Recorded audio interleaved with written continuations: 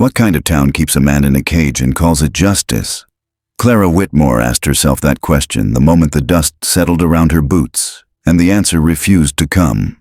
Foul Ridge lay before her like a place forgotten on purpose. One main street baked pale by the sun, a handful of buildings leaning into each other as if for support, and a silence that did not feel peaceful so much as watchful. She had come with a single promise folded into her coat pocket, letters signed by Henry Caldwell, words that spoke of marriage, land, and a fresh beginning. Clara had buried one husband already. She had crossed states with grief packed tight in her chest because she believed this place would give her something steadier than memory. Instead, the first thing she saw was an iron cage. It stood in the center of the square, bolted to the ground, heavy bars throwing striped shadows across the dirt. Inside sat a man, shackled at the wrists and ankles, his posture still, his head lowered as though the weight of the air itself pressed him down. He did not move when Clara stepped closer. He did not flinch when voices rose around him. He looked less like a threat than a wound left open to dry. The people gathered nearby spoke in low, certain tones, the way people do when they believe the story has already been decided. Murderer, animal, better caged than loose. Clara listened, then looked again at the man's hands, scarred and rough, resting calmly in his lap, and felt something turn inside her. She learned quickly that Henry Caldwell was gone. No one would say where. Some shrugged, some smirked. A few warned her that asking too many questions was unwise. The homestead Henry had written about existed only on paper and in her imagination. What was real was the cage and the man inside it, accused of killing Nathan Barrett and suspected, without proof, without trial, of slaughtering the rest of the Barrett family. Clara asked who had seen it happen. No one answered directly. She asked why he had not been tried. Sheriff Walter Crowe told her trials were a luxury for better towns, for calmer people. Foul Ridge, he said, dealt with problems before they spread. The sheriff was a broad man with a weathered face and a voice practiced in command. He spoke as though the matter were settled, as though the cage were no different from a fence or a door.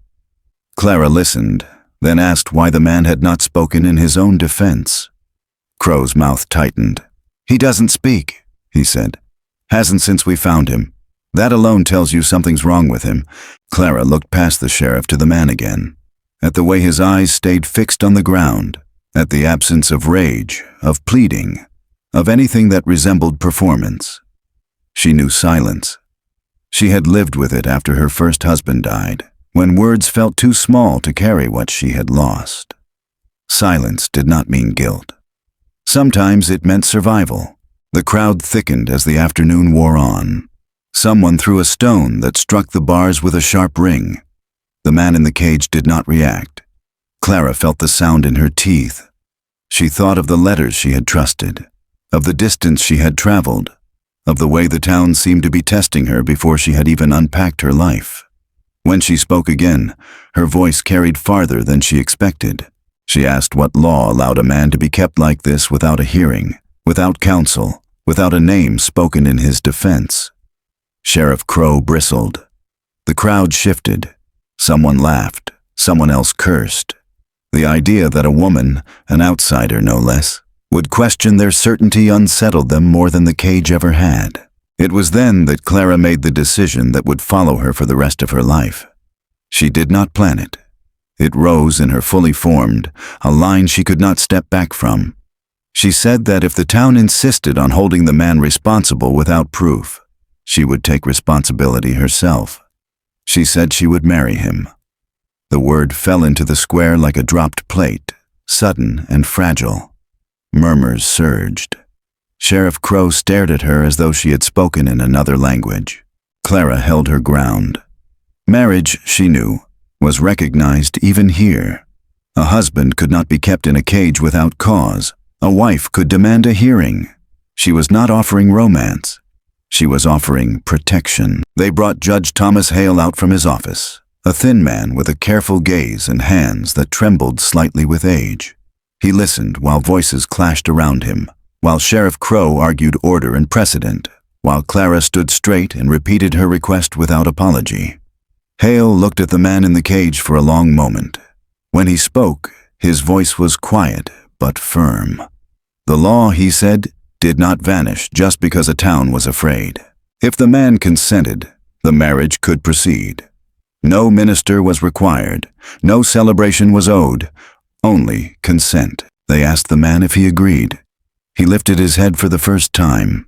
His eyes were dark, steady, and empty of expectation. He looked at Clara, really looked at her, as though measuring not her courage, but her cost. Then he nodded once.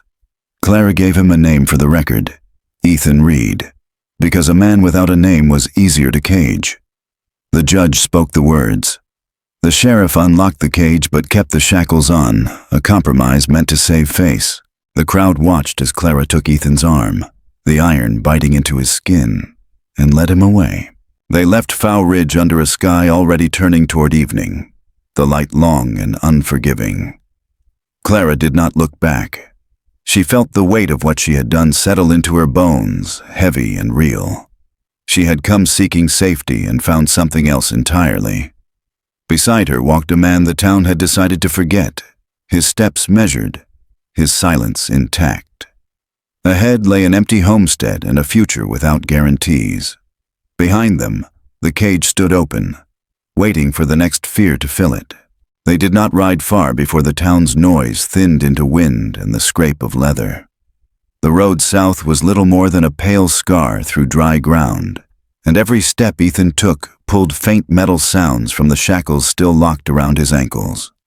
Clara walked beside him at first, her hand looped through his arm not as a gesture of affection, but of intent, as if letting go might invite the world to reclaim him.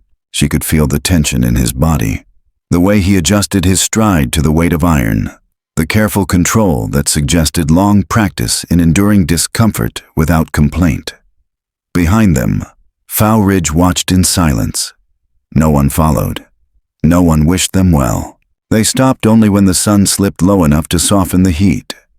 Clara unfastened her bag with hands that had begun to shake now that the decision was behind her, and the consequences lay fully ahead. She had acted with certainty in the square, but certainty did not erase fear. She had married a stranger, a man accused of bloodshed, a man who had not spoken a word. The law might have allowed it, but the law would not walk beside her at night. She glanced at Ethan as she knelt to gather kindling. He did not move until she struggled with the flint. Then he crouched beside her, his shackled hands steady as he coaxed a spark into flame. He did it efficiently, without flourish, as though this, at least, made sense. They ate in silence. Ethan split a cactus pad with a small knife he carried hidden in his boot, careful and practiced, handing her the cleanest pieces. Clara noticed how he watched her while she ate, not possessive, not expectant, but attentive in a way that felt protective rather than demanding. When the light faded completely, she offered to tend the fire while he rested. He shook his head once, firm, and took the night watch without discussion. Clara wrapped herself in her blanket and lay awake longer than she intended, listening to the quiet shift of his weight, the measured pace of his breathing. For the first time since her first husband's death, she slept without dreaming. Morning brought movement and choice. Clara knew the shackles could not remain if they were to travel any real distance. The sheriff had ordered them kept on only until they were beyond town limits, a final reminder of who held power. She waited until they were miles out before stopping. Ethan watched as she examined the locks, her jaw set with determination. She did not ask him to kneel or turn away. She simply worked, prying until the iron gave with a dull crack. When the chains fell free, he stood very still, as if unsure whether freedom would hold. Then he flexed his ankles once, twice, and exhaled slowly. He did not thank her. He did not need to. The relief was written in the way his shoulders eased, in the way he looked at the open land ahead. They walked on, the road narrowing as it led toward the land Henry Caldwell had promised. Clara felt his absence more sharply the farther they went. The letters had been confident, detailed, full of plans that now felt like ghosts. She wondered if Henry had lied, or if he had simply vanished the way men sometimes did on the frontier, swallowed by distance and chance. Either way, his silence had led her here, bound to another man entirely. The irony was not lost on her. By midday, the sun was relentless. Clara's bag split at the seam, scattering its contents across the dirt. She cursed softly, kneeling to gather what she could. Before she could stop him, Ethan took the torn leather in his hands, his brow furrowing in concentration. He worked with speed and precision, cutting a thin strip from his own worn belt and stitching the seam closed with neat, even pulls. Clara watched, struck by the elegance of it. These were not the hands of a wild man. These were the hands of someone who had learned to make things last. She thanked him then, quietly. He inclined his head, accepting the words without ceremony. As they walked, Clara began to understand the shape of their partnership. He did not speak, but he noticed everything. Where the ground softened, where shade would last longest, where water might be found. She spoke when needed, asked when unsure, and filled the silence not with chatter but with presence. They were not equals in history, but they were equals in motion, moving forward together because stopping was not an option. The land Henry had claimed finally rose before them in the late afternoon, marked only by a rough post and a scrap of paper nailed to it long ago. Beyond it sat the beginnings of a dugout, half collapsed, its entrance dark and unfinished. Clara felt the disappointment hit her clean and sharp. This was what she had crossed states for. This was the promise she had trusted. She stood there, letting the truth settle, while Ethan surveyed the ground with a builder's eye. He knelt, tested the soil, measured the slope with his gaze. Something like purpose flickered across his face. As evening fell, they made camp near the dugout. Clara set about mending Ethan's shirt, the fabric worn thin at the shoulders. As she worked, she traced the map of scars across his arms, old burns and cuts layered over time. Each mark told a story she could not hear yet. When she finished, she handed the shirt back. Ethan hesitated, then met her eyes. For the first time since leaving Foul Ridge, his expression shifted, not into gratitude exactly, but into recognition. He understood now that this marriage was not a trick, not a temporary shield. She had chosen him knowing the cost. That night, as the wind moved through the grass and the unfinished shelter loomed nearby, Clara realized she had not escaped the town so much as stepped into a deeper trial. The hostility they had left behind would follow in memory and consequence.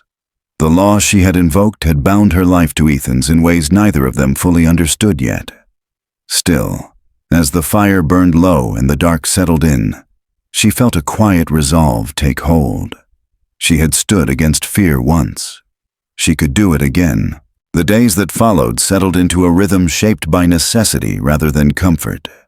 Morning light pulled them from shallow sleep, and the work of survival filled the hours until dusk. Ethan moved through the land with a quiet certainty that made Clara watch him when she thought he would not notice. He repaired what broke, strengthened what sagged, and improved things without explanation, as if his hands remembered a life his mouth could not reach. When the wind tore at the dugout's fragile entrance, he braced it with salvaged timber. When rain pooled where it should not, he carved a narrow channel to guide it away. Each small act pushed the shelter closer to becoming something permanent, something that might deserve the word home. Clara learned to read him by movement rather than speech. The way his jaw tightened when memories pressed too close. The way his shoulders eased when a task was completed cleanly. He worked hardest at dusk, as though darkness sharpened his focus, as though rest was something he did not entirely trust. She did not interrupt him. She matched his effort where she could, hauling earth, stitching cloth, cooking what little they had. They spoke without words, their understanding built from repetition and shared attention rather than promises. One afternoon, while reinforcing the dugout wall, Ethan uncovered a flat stone buried beneath the soil.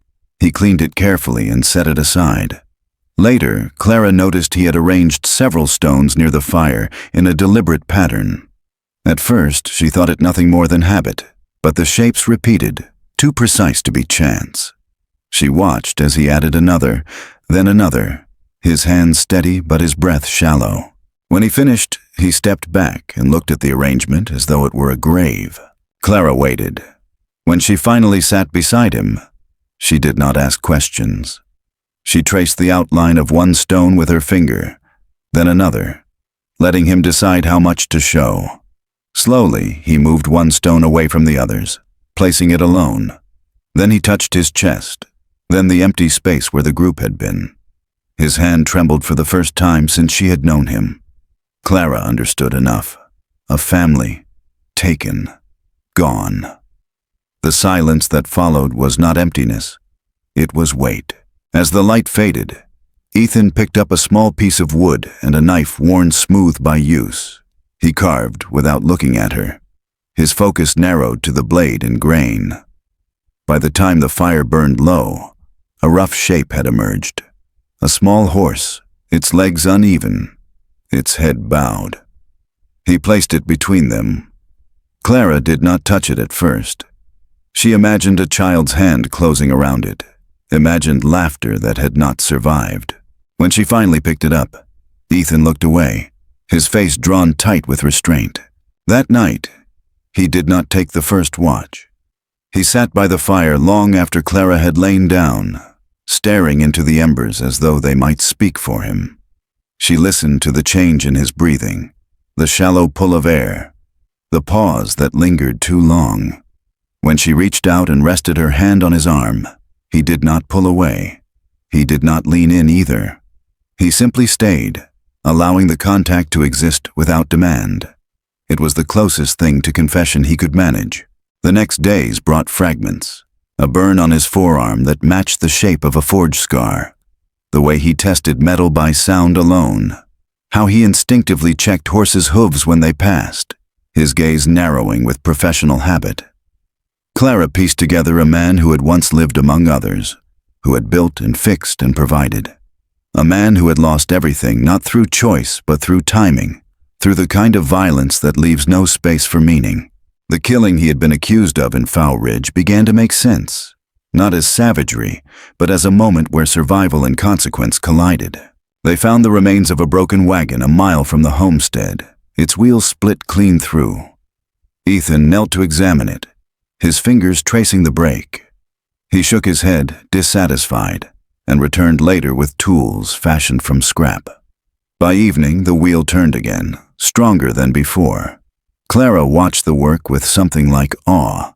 This was not the labor of a man who destroyed without thought. This was the work of someone who cared deeply about how things held together. As the shelter took shape, so did the past.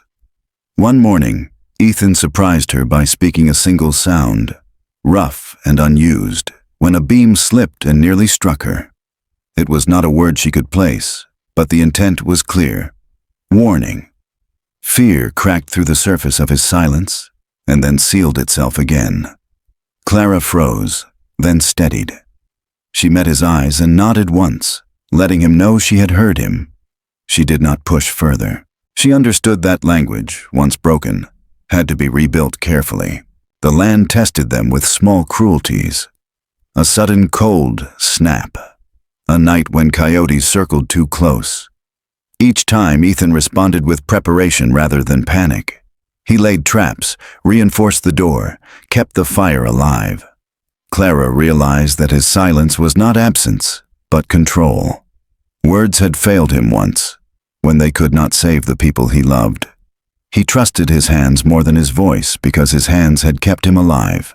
On the seventh night, as the moon rose pale over the grass, Ethan placed another stone beside the others. Then, after a long pause, he added one more, closer to where Clara sat. He did not look at her as he did it. He did not need to. The gesture was enough. He was making space, not replacing what he had lost, but allowing something new to exist alongside it.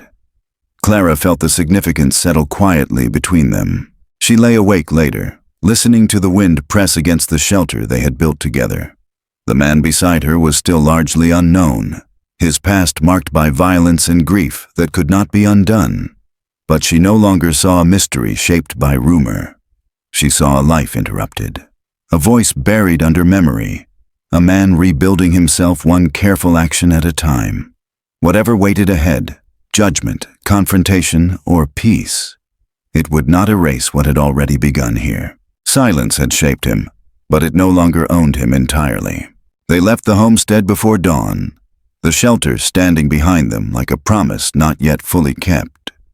Clara had packed carefully, measuring weight against distance, while Ethan checked every strap and knot twice, his focus sharp. Cedar Falls lay a day's ride south, the nearest place with supplies sturdy enough to last through winter.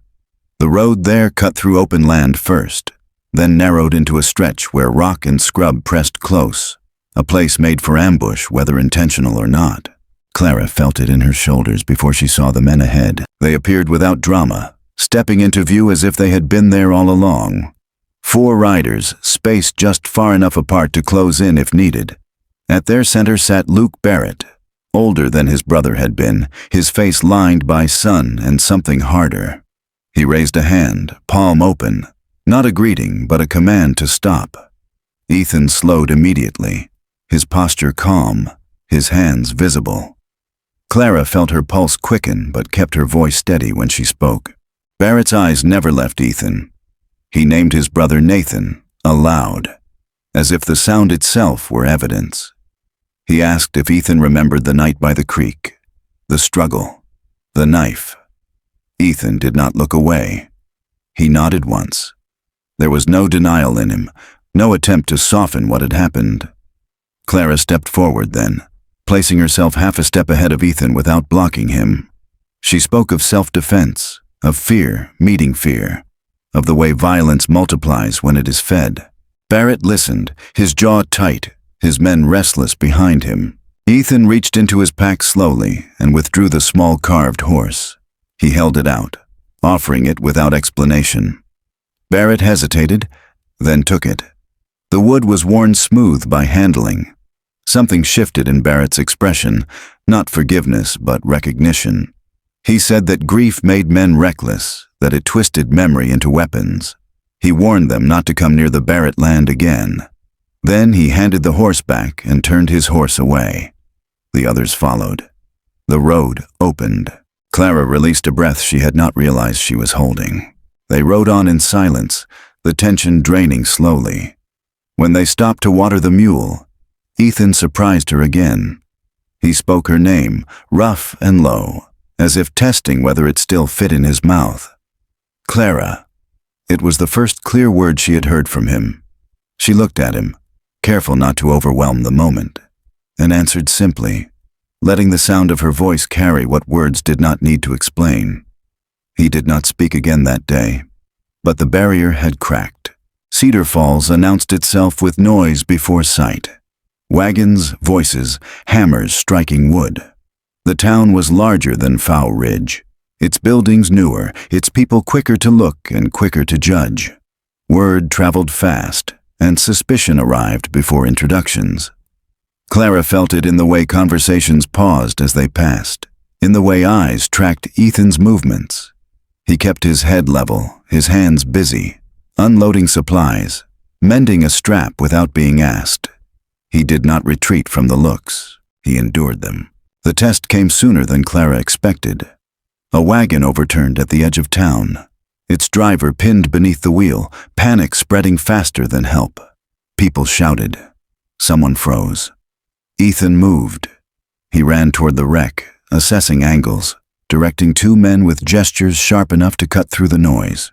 He braced the axle, shifted the load, freed the trapped man without wasting motion.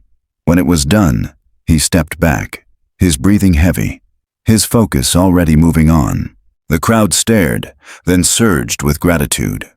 A few clapped him on the shoulder. The tension eased, not gone, but altered. Work followed. A broken hinge, a cracked plow blade. Ethan repaired what others had given up on, his reputation forming quietly around results rather than stories. Clara handled trade and talk, smoothing edges where she could, standing firm where she could not. A child approached Ethan one afternoon, holding out a bent nail as if it were treasure. He took it, straightened it, handed it back with a nod. The child smiled. The watching adults noticed. They returned to the homestead with supplies and something less tangible. The sense that belonging was possible, even if it would never be easy. Winter edged closer, and with it, the need for preparation. Ethan worked longer hours, his focus intense, but the silence around him changed. It felt less like absence and more like rest.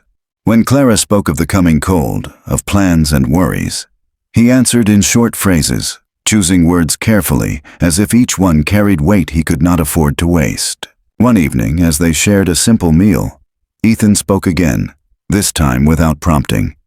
He thanked her. The word sounded foreign, scraped raw by disuse, but it held. He did not elaborate. He did not need to. Clara felt the meaning settle between them, heavy and real. This was not gratitude for rescue alone. It was gratitude for restraint, for patience, for seeing him as more than the worst thing that had ever happened in his life. Snow came early. The shelter held. The fire stayed lit.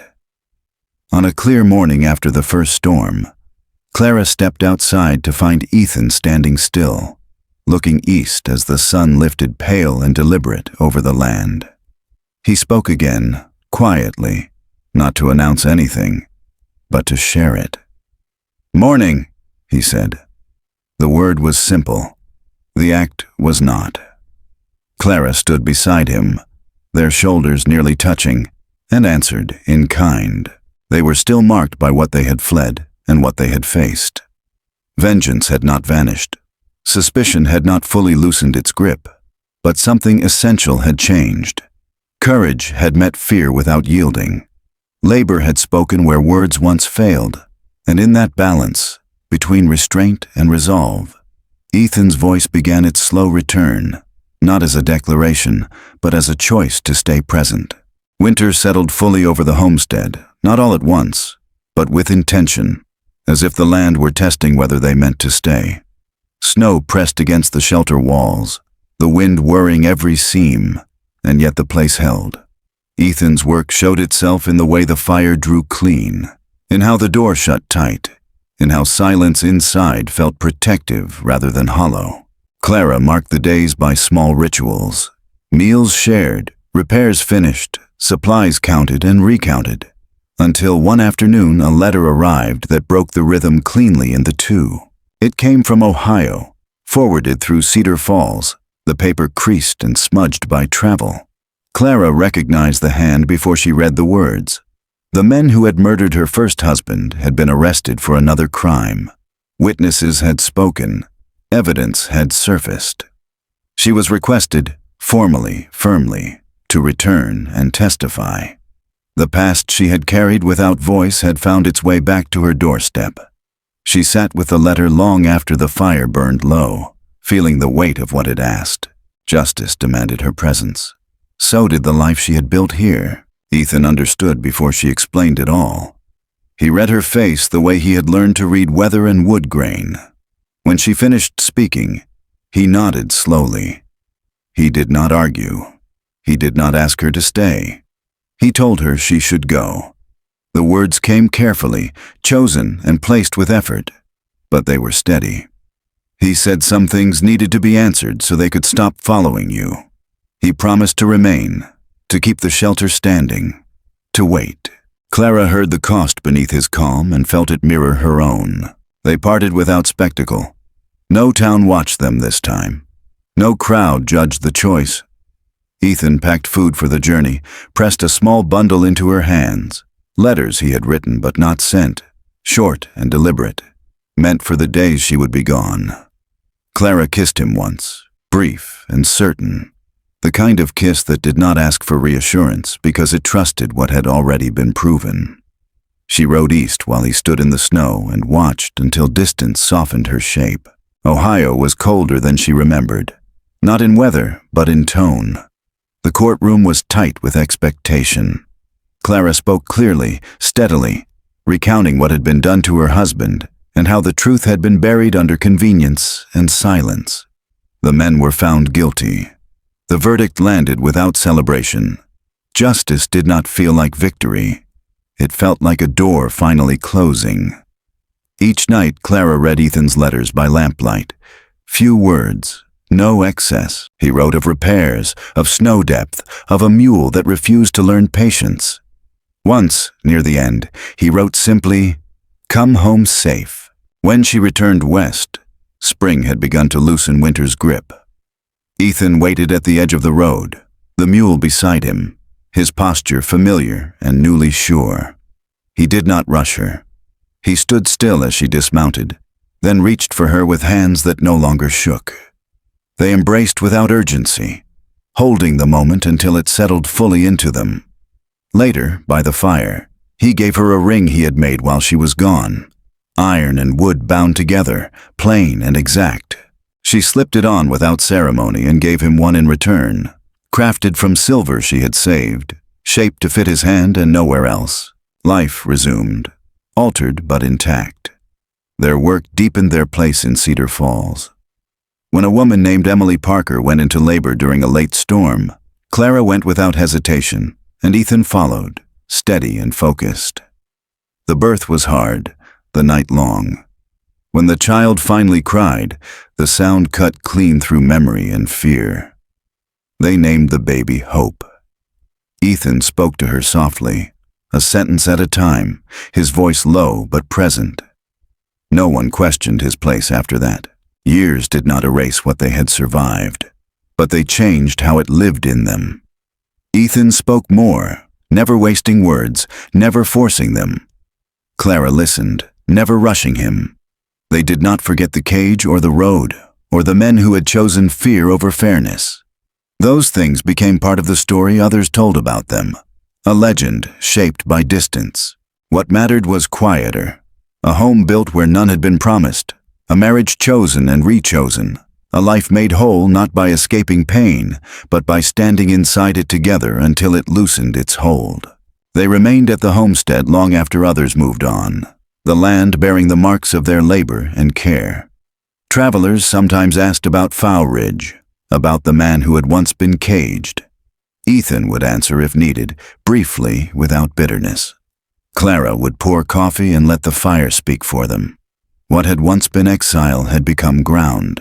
What had once been silence had become space enough to live. In the end, their story did not resolve with triumph or spectacle, but with something steadier and more enduring. Clara and Ethan did not erase the past. They learned how to carry it without letting it decide who they were. The land they stayed on never grew easy. Winters returned. Loss visited in smaller, quieter ways. Yet the shelter stood, shaped by hands that knew how to rebuild and hearts that understood patience. People spoke of them differently as time passed. The woman who married a caged man, the man who came back from silence. Stories softened at the edges, turning hardship into myth, pain into rumor. Clara and Ethan let those stories drift. What mattered was the life lived behind the words, the mornings that began without fear, the evenings that ended without doubt, the knowledge that home was not a place granted by promise or law, but something chosen again and again. When the fire burned low and the world outside blurred into shadow, Ethan would sometimes reach for Clara's hand, grounding himself in what was real. She would hold on, steady and sure, listening to the quiet they had earned. And in that quiet, gentle and unbroken, their legend rested. Not loud enough to demand attention, but strong enough to last. End of article. Good night.